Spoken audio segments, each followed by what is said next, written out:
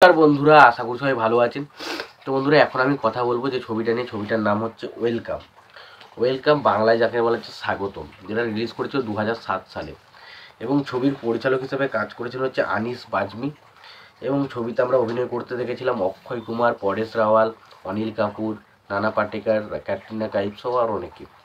তো এই সিনেমাটাকে নিয়ে স্পেশালি এখন আলোচনা হবে। সিনেমাটা একটা ফ্যান্টাসি কমেডি ড্রামা সিনেমা, যেখানে আমরা দেখতে পাই একটা বিয়েকে কেন্দ্র করে এবং একটা বিয়ে এবং তার মধ্যে কিছু কিছু ডনের কিছু ক্যারেক্টার নিয়ে একটা মজার হাসির কৌতুক সিনেমা, যেটার নাম হচ্ছে ওয়েলকাম। তো সিনেমাটার গল্পের বিষয়ে যাব, সিনেমাটা কেমন লেগেছে সেই সমস্ত বিষয় নিয়ে আলোচনা করব।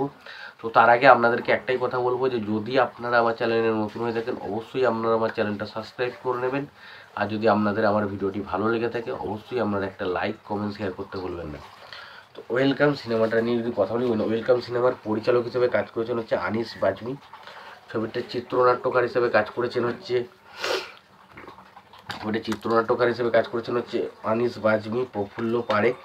ছবিটার প্রযোজক হিসেবে কাজ করেছেন ফিরোজ এ নাজিয়াত ওলা। ছবিটার বর্ণনা করেছেন হচ্ছে ওমপুরি। এবং ছবিটার সিনেমা ফটোগ্রাফার হিসেবে কাজ করেছেন হচ্ছে সঞ্জয় চন্দ্রগুপ্ত। ছবিটার সঙ্গীত পরিচালক হিসেবে কাজ করেছেন সাজিদ ওয়াজিদ। এবং ছবিটার রান টাইম ছিল 158 মিনিটের মধ্যে। এবং ছবিতে আমরা যদি বাজেটের কথা বলি, ছবিটা বাজেট ছিল হচ্ছে 32 কোটি টাকা এবং ছবিটা বক্স অফিস থেকে আয় করেছিল 117 কোটি টাকা। ছবিটার আমরা অভিনয়ের কথা বলি, ছবিতে অভিনয় করেছেন অনিল কাপুর, ফিরোজ খান, তারপরে পরেশ রাওয়াল, অনিল কাপুর, নানা পাটেকর, তারপর হচ্ছে ক্যাটরিনা কাইফ সহ আর অনেকে। তো এখানে আমরা দেখতে পাই এখানে দুই ডনের ক্যারেক্টার প্লে করেছে।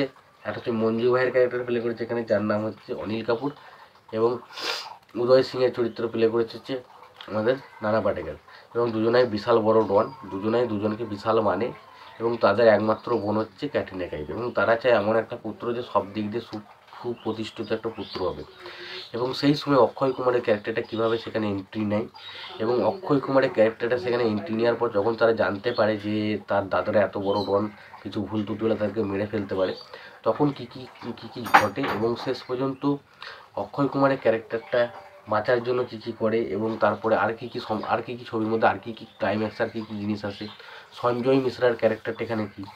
তো এটা বিশাল কমেডি। ছবির মধ্যে প্রত্যেকটা কমেডির যে স্পাঞ্জ লাইনগুলো, সেগুলো বিশাল হাসবেন, আপনি হো করে হাসবেন। প্রত্যেকটা স্পাঞ্জ লাইন খুব ভালো। ছবির কমেডিটা দুর্দান্তভাবে ওয়ার্ক করে। ছবির আমরা যদি ভালো দিক বলি, ছবির গান, এই ছবির গান কিন্তু দুর্দান্ত। উচালাম বা ধরুন ক্যা ক্যা কহে তেরা হ্যাঁ তুমনে ও জানাম, তো প্রত্যেকটা গান সুপারহিট।